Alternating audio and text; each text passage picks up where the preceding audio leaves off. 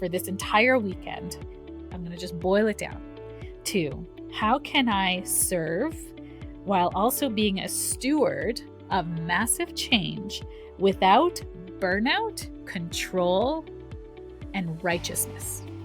That's all of this is coming together. And it's really interesting that it's coming together in this way. Welcome to the Story of Spirit podcast, where practical spirituality meets real life. Hi, I'm your host, She Tells Story. I'm a psychic medium, grief support counselor, professional astrologer, and a human design reader, and of course, a law of attraction master coach. With my unique blend of spiritual and practical tools, I am here to help you align with your soul-led purpose and ignite a life that sets your soul on fire. In this podcast, we are going to explore the principles of energy, astrology, spirituality, and psychology to help you heal your grief and create an aligned life and business from the inside out. Whether you are looking to deepen your intuition, understand your cosmic design, or transform your business, this podcast is for you. Join me each week for insightful discussions, practical tips, and inspiring stories that will guide you on your journey to living your very best life. Don't forget to subscribe and follow us on Instagram at She Tells Story or wherever you listen to this podcast. Let's dive in and start this transformative journey together. Welcome to the Story of Spirit podcast. Welcome to the Astro Forecast for the week of August 18th through to the 24th. We start out the week in a fourth quarter moon phase in Gemini. The moon is losing light, and we're going to have a new moon in Virgo on Saturday. So there's a very interesting aspect happening this week, and almost this sort of Virgoian energy coming in of sort of being of service, of stepping into that role of being a helper, of doing the right thing, and perfectionism. We want to not, fall into the I don't know enough. I don't have enough details yet. Who am I to do this work? All of those pieces. Virgo is of the quintessential servant of the zodiac, very much interested in health and cleanliness and doing things in a right way. And so this moon in Gemini is going to help us kind of, look at details, be, communicative, be in community, very curious. Bringing in the curiosity of Gemini this week is going to help you diffuse any judgment that can come up with this Virgo energy that's coming in this week. So we start out on Monday, August 18th with Mercury sextile to Mars. Now, you might have heard this aspect happening last week on the Thursday. It happened also on Thursday, August 14th, because Mercury and Mars are moving very similarly right now in speed. But Mercury is going to pick up speed and move past this sextile. So it's still in play, just in a little bit of a different energy, although same. Another boost of confidence to your communication style, perfect for pitching ideas, writing, public speaking, resolving conflict, grace and charisma, take action on conversations or offer that were offered up earlier in the month. So this is your green light now to start to move forward on projects. It's time to get going on things. You don't have forever. And the energy is going to start to build. September is going to be super busy. These kind of 2 weeks here at the end of August is going to be a great time to get things done in your life. And then Friday, August 22nd, the sun moves into Virgo. Happy birthday, fellow Virgos. Virgo season begins, bringing grounded, practical energy and supports health, organization, and refinement. After the fiery drama of Leo season, it is time to edit, simplify, and prepare. You're being called to bring order to your dreams, focus on wellness, routines, and service. This is now us getting back into the routine of things. Might have let things go a little haywire during summer, eating whatever you want, sleeping wherever you want, throwing things wherever you want. This is now about cleaning things out and getting things organized. Saturday, now we have 2 aspects on Saturday and 3 on Sunday. It's a busy weekend for energy, but there is a connection to all of this energy, which is quite interesting. On Saturday, we have the new moon at 0 degrees of Virgo. So remember, we pay attention to anything that's 0 degrees or 29 degrees, extra attention to that. And that is happening at 2:07 a.m. Eastern Standard Time or 12:07 a.m. Mountain Standard Time or Mountain MDT, whatever, I can't remember what the D stands for right now. And then if you are on the West Coast, then it would actually be happening on the Friday at 11:07 p.m. So this new moon brings a fresh chapter around healing, service, and alignment with your highest integrity. It is squaring Uranus. It is bringing up surprising insights and sudden opportunities for reinvention. Things are not going to go according to plan. Okay. So on Friday, Saturday, if you find your agenda going a little haywire, things aren't staying as organized as you'd like them to be, that is the universe helping you to heal perfectionism. That is the universe asking you, what's your relationship with control? Can you let things go? Can you flow? Because the opposite sign of Virgo is Pisces. We need the balance of both. 0 degrees Virgo is you're just learning how to be Virgo. You're putting all that you've learned from Leo now into Virgo. Leo is about my gifts and talents, and now you're learning to put that into service and what that feels like. And maybe there's not a lot of recognition at that time. Maybe there's not a lot of people understanding or saying yay for you. You're trying to sort out your systems, you're trying to figure out your routines and your habits and how you're going to make this actually stick in your life. Congratulations, welcome to 0 degrees new moon in Virgo. And Uranus is helping you here to like heal your imperfection, your perfectionistic connection with I need to be a certain way or do things a certain way in order to be, add whatever that is. So it's a beautiful moment to set intentions around your daily habits and sacred work.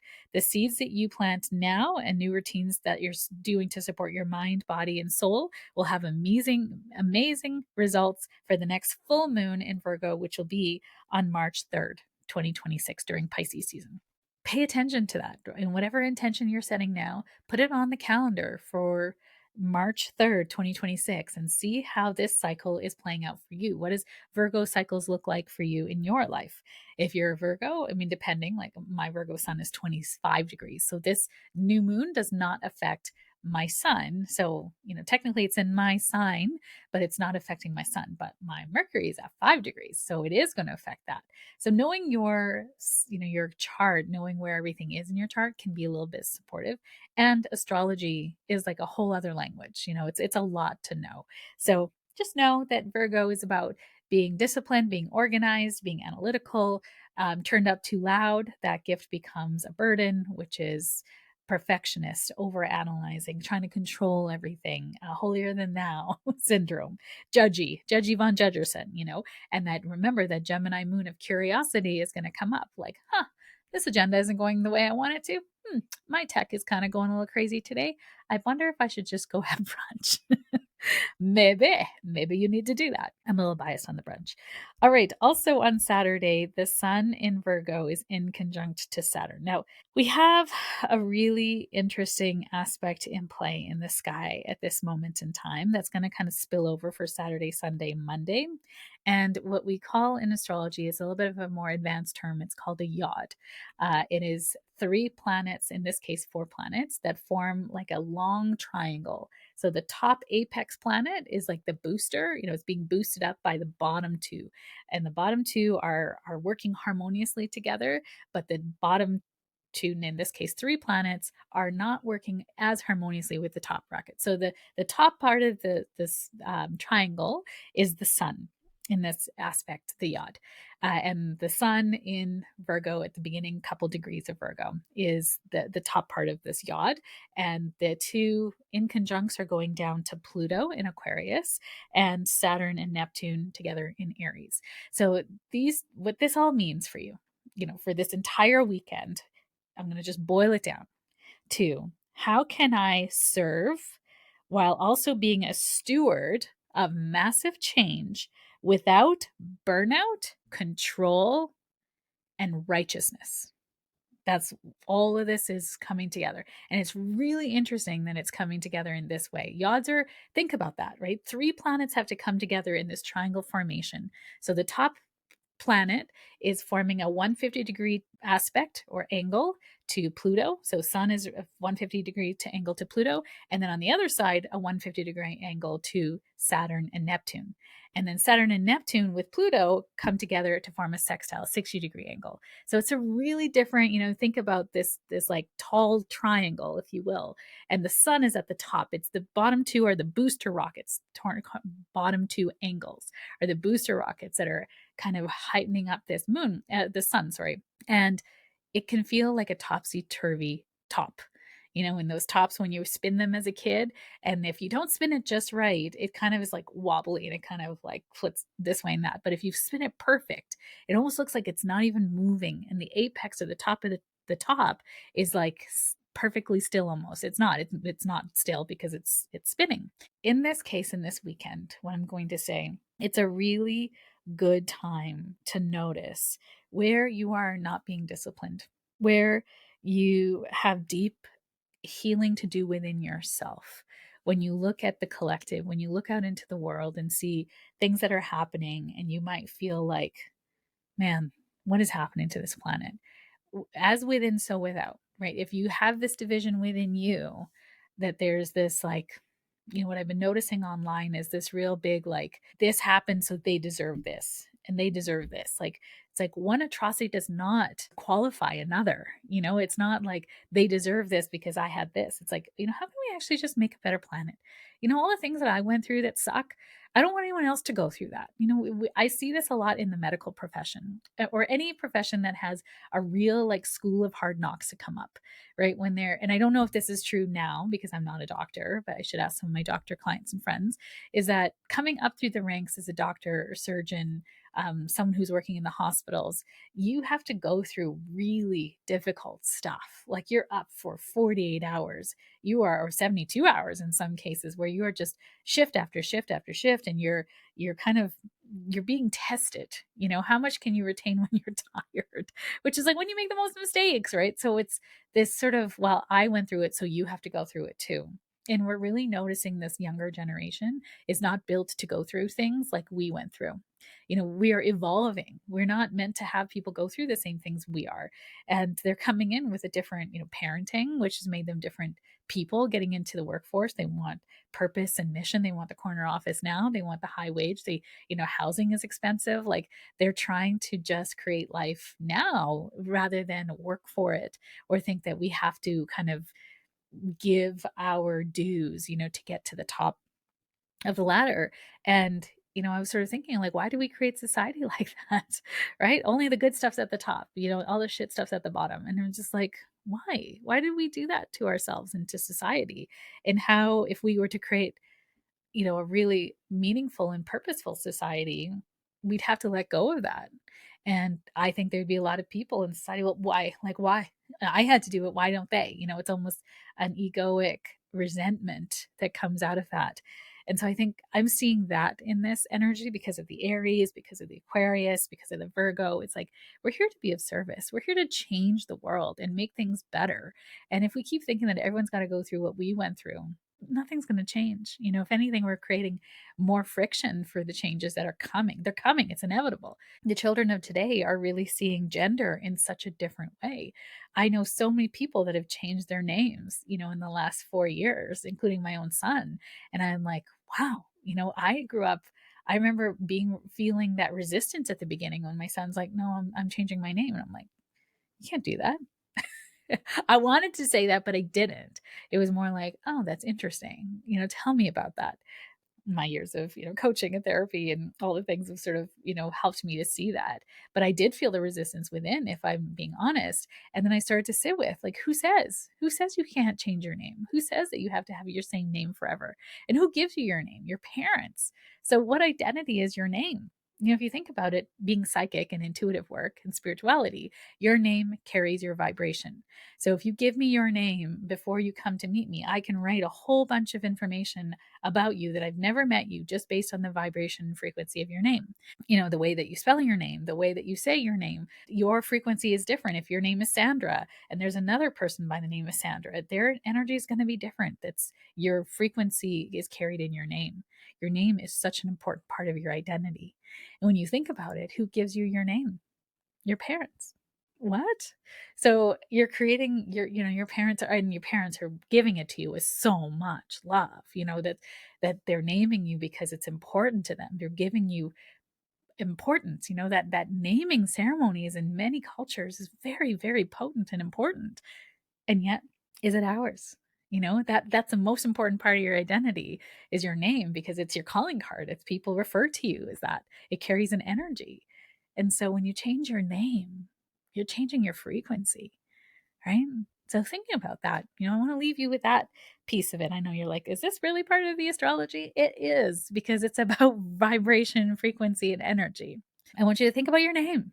What would you, if you could name yourself anything, what would you name yourself? Or do you feel like you're so much your name? If you didn't know, my name is Sheetal. It's actually Sheetal in Hindi, and it means a cool breeze. My dad had a very rough temper growing up. He's a chef. And they said they named me the Cool Breeze because they didn't want me to get my dad's temper.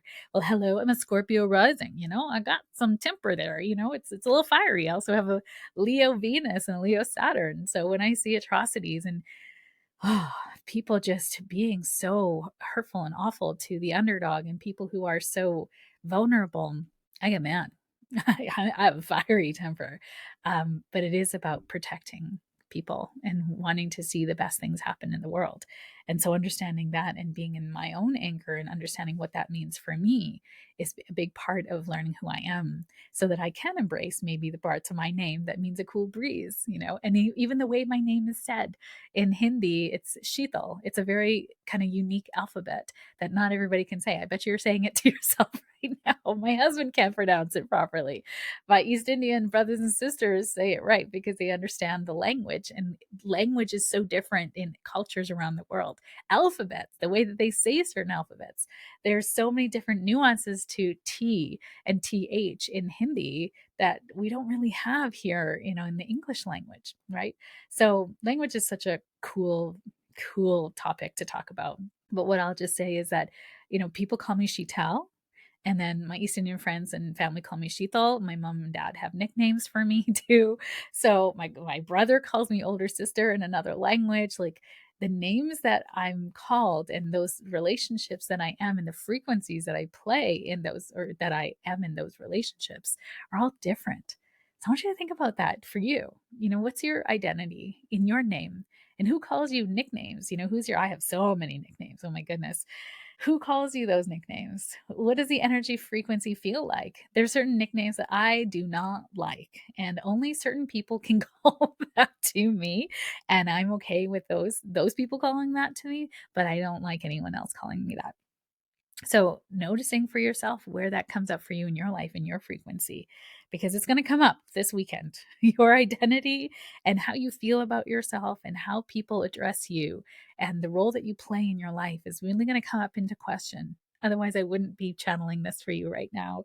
So, we also on Sunday, we have a very interesting that square to Uranus is coming up exact on Sunday. So, this aspect shakes up routines and invites innovation, but it can feel very disruptive. You might crave freedom from structure or feel a sudden inspiration to pivot. The key is flexibility. Resisting change will only create tension. Embrace change as a path to greater alignment. And then just noticing where you can flow, and if there's any power struggles or patterns that are keeping you restrictive, or you're noticing that out into the world, that Aquarius, Pisces, or Pluto and Aquarius, but also Uranus is going to ask for rebellion. It's going to ask you to change things. And, rebellion, innovation, fighting the status quo, doing things differently, all very Aquarian words, and also Uranus, the ruling planet. So, how do you bring that into your life this weekend as well? And flowing with change that's unexpected, because there's going to be unexpected changes this weekend. And sometimes it can be super exciting. Like, hey, you want to go on a road trip to somewhere to see something cool? Okay, let's go, or your telephone is not going to be installed this weekend because our person is sick. You're like, well, that sucks, right? So sometimes disruption is disruption. And how can you flow with it? Where's the opportunity? Because there's something better coming from it, I guarantee you. Thank you for joining me on this episode of the Story of Spirit podcast. I hope you have found inspiration, support, and practical insights to help you align with your soul-led purpose and live a life that sets your soul on fire. If you have enjoyed today's episode, please subscribe to the podcast, leave a review, and share it with a friend. Your support helps us to reach more listeners and continues to provide valuable content. I sincerely appreciate every share, and I know it is how most people find me. It is because caring people like you have shared me with them at the right and perfect time. For more resources, insights, and to connect with our community, please visit us at www.shetellstory.com and follow us on Instagram at shetellstory. Remember, your journey to a more aligned and vibrant life is just the beginning, and I am here to support you every step of the way. Until next time, stay aligned, stay inspired, and keep shining your beautiful light. This is She Tells Story, signing off from the Story of Spirit podcast. Here's the legalese that's required by our lawyers. This podcast and the YouTube channel represents the opinions of She Tells Story and her guests to the show.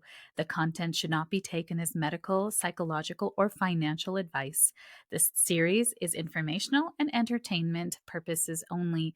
Because each person is so unique, please consult your healthcare professional, your mental health dream team, your financial advisor, or anyone else that's an expert in the field in where you are thinking of making big choices in your life.